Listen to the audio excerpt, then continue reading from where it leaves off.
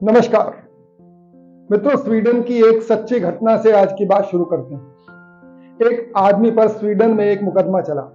उसने समुद्र तट पर बैठे एक अपरिचित आदमी को पीठ में जाकर छुरा भोंक दिया। अदालत में उससे पूछा गया कि तुम्हारा इस आदमी से कोई पुराना झगड़ा था।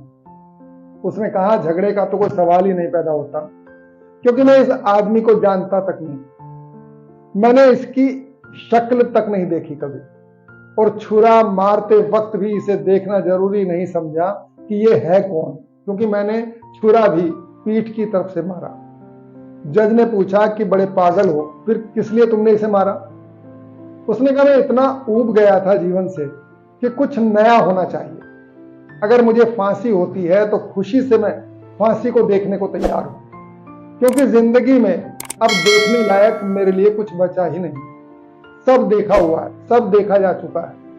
अपनी मौत ही एक नई चीज है। दूसरे की हत्या मैंने कभी नहीं की थी, वह भी जरा देखने जैसी थी कि वह क्या होता है, सो मैंने इसे मार दी। यह है मन की मानते चले जाने वाले व्यक्ति की अशांति, जो उससे कुछ भी करा सकती है। ओशो कहते हैं कि अगर कोई आदमी समझता हो कि मैं इसलिए अशांत हूं कि मेरे पास धन नहीं है, तो वह गलती में है।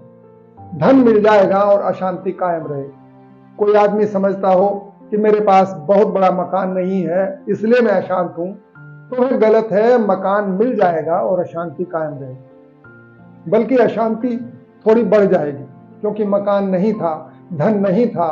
तब तक कम से कम एक राहत तो थी कि मैं इसलिए अशांत हूं कि मकान नहीं है, धन नहीं है। मकान और धन के हो जाने के बाद वह राहत भी छिन जाएगी, तब प्राण और भी बेचैन हो जाते हैं। इसलिए दरिद्र की बेचैनी उतनी कभी नहीं होती जितनी समृद्ध की बेचैनी होती। अमीर आदमी की तकलीफ को गरीब आदमी कभी भी नहीं पहचान पाता। बिना अमीर हुए पहचान पाना मुश्किल भी है, क्योंकि अमीर के पास गरीब का संतोष भी नहीं रह जाता कि मैं तो गरीब हूं इसलिए अशांत हूं। कम से कम एक कारण तो पता रहता है कि मैं इसलिए अशांत हूं, किसी दिन गरीबी मिट जाएगी और शांति आ जाएगी।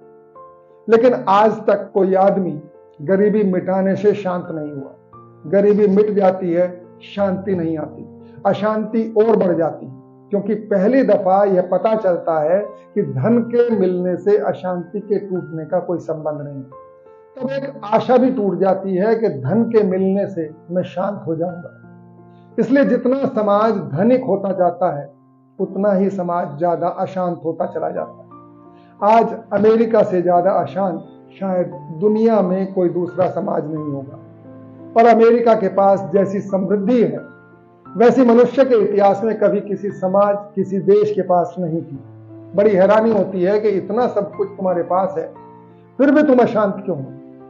हम अगर अशांत हैं तो समझ में आती है बात कि हमारे पास कुछ भी नहीं, लेकिन कुछ होने और न होने से शांति और अशांति का कोई संबंध नहीं। मनुष्य के जीवन में शरीर है, मन है, आत्मा है। शरीर की जरूरत है, अगर वे पूरी ना हो तो जीवन कष्टपूर्ण हो जाता है। शरीर की जरूरत है, रोटी है, कपड़ा है, मकान है।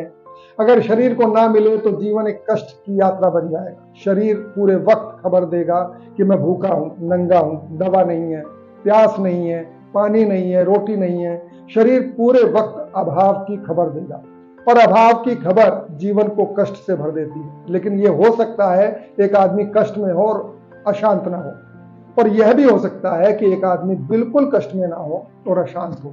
बल्कि अक्सर यही होता है, जो आदमी कष्ट में होता है उसे अशांति का पता ही नहीं चलता। कष्ट ही इतना उलझा लेता है कि अशांति पर ध्यान देने की सुविधा और फुर्सत नहीं मिलती। जब सब कष्ट समाप्त हो जाते हैं, तब पहली दफा ध्यान आता है कि अशांति भीतर है।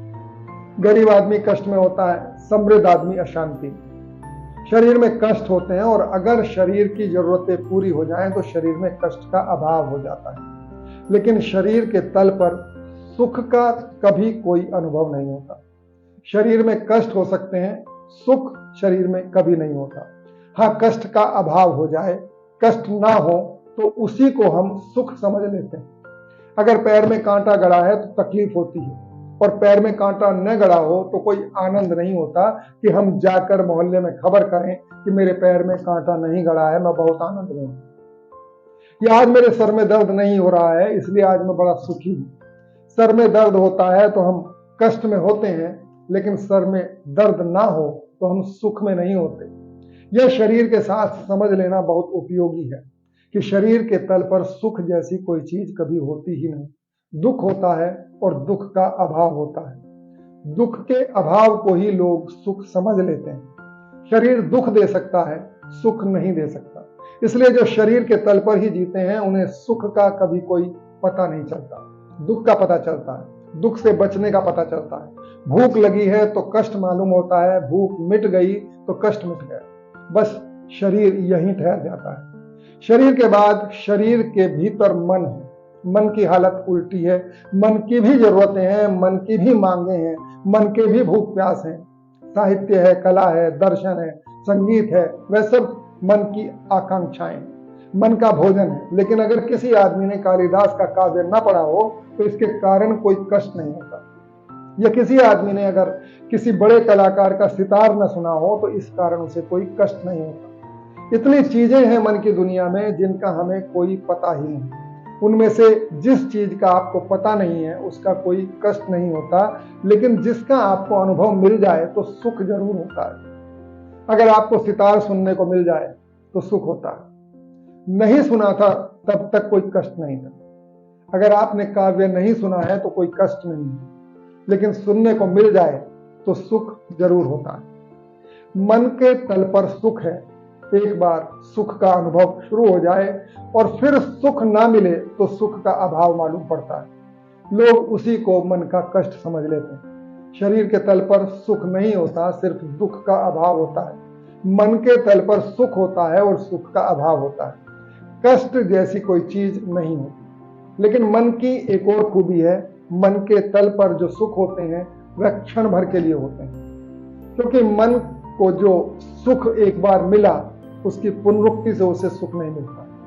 अगर आज आपने किसी वीणा वादक से वीणा सुनी और कल फिर वही वीणा सुनाए तो आज जितना सुख हुआ था उतना कल नहीं होगा, और परसों फिर सुनाए तो और भी कम होगा।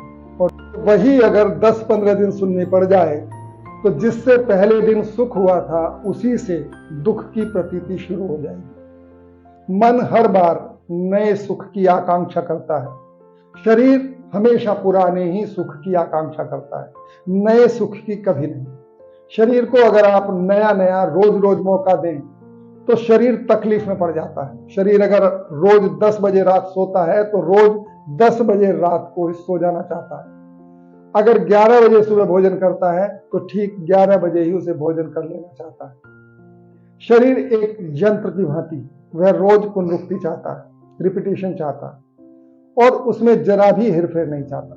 जिस आदमी के शरीर को रोज बदलाहट करनी पड़ती है उस आदमी का शरीर बहुत तकलीफ में पड़ जाता है।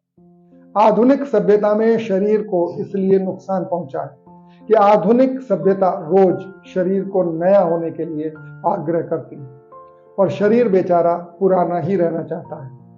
इसलिए गांव के लोग जितने स्वस्थ दिखाई पड़ते हैं उतना शहर का आदमी स्वस्थ नहीं दिखाई पड़ता।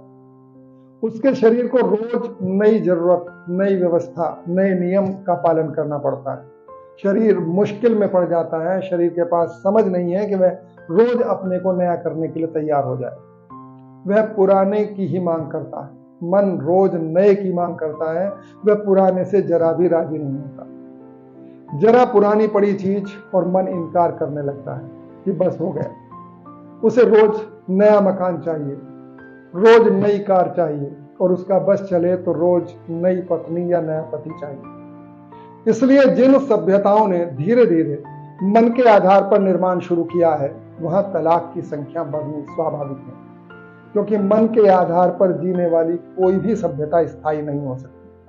पुराने पूरब के देश शरीर के आधार पर ही जी रहे हैं। नए पश्चिम के देशों ने मन के आधार पर जीना शुरू किया है।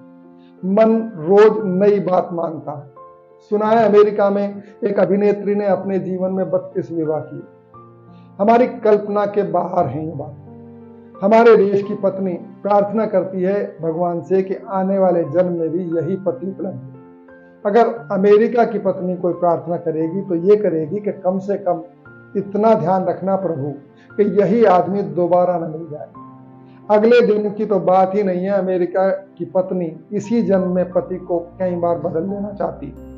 मित्रों, मन की दुनिया में चीजें रोज उग जाती हैं और मन एक क्षण से ज्यादा किसी सुख को अनुभव नहीं कर पाता। एक क्षण बीता और सुख दुख में परिवर्तित हो जाता है। शरीर के तल पर कोई दुख नहीं है, कोई सुख नहीं है, कष्ट का अभाव है। मन के तल पर सुख होते हैं लेकिन बिल्कुल क्षणिक होते हैं और लोग एक क्षण में ही उग जाते हैं।